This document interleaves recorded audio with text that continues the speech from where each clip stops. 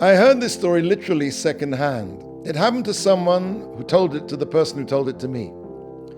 This friend of a friend happened to find himself on Simchas Torah in a drab development town in the south of Israel.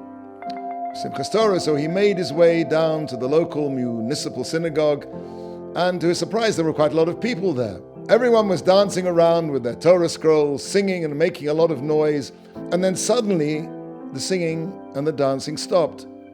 A hush fell over the shul, and an elderly gentleman disappeared behind the Aron, the Holy Ark, and he brought out a wooden plank about 3 foot long. He carried the plank to the middle of the shul. Everyone drew back, and he put the plank on the floor right in the middle of the shul, and then slowly he started to walk around the plank, round and round. And then, as though summoned to some atavistic ritual, 2 other elderly gentlemen joined him, walking round and round in total silence. And everyone stood there in total silence and watched. After a couple of minutes, they stopped. The first man picked up the plank, he returned it to its place behind the Aron, and the shul returned to a typical Simchas Torah scene, dancing, singing as though nothing had happened. My friend's friend went up to this man and he said to him, "What happened there? What's going on here?" And so he told him. He said, "During the war, me and those other 2 fellows, we were all together in the same camp. Before Rosh Hashanah, by a miracle, someone managed to smuggle a Sefer Torah into the camp. We were terrified. We knew if the Germans caught us, that was the end.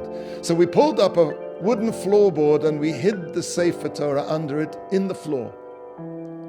When Simchas Torah came along, the Germans were everywhere. There was no way we could risk taking out the Sefer Torah. And so we just walked round and round in silence around the plank under which the Sefer Torah was hidden. And so now, every year, the height of my Simcha, our Simcha on Simchas Torah, is when we walk around that plank to remember that Simchas Torah in the camps. A circle has no beginning and no end. On Simchas Torah, we finish reading the Torah, and immediately we start again from the beginning. In our joy at having completed the Torah, we dance with it in a circle.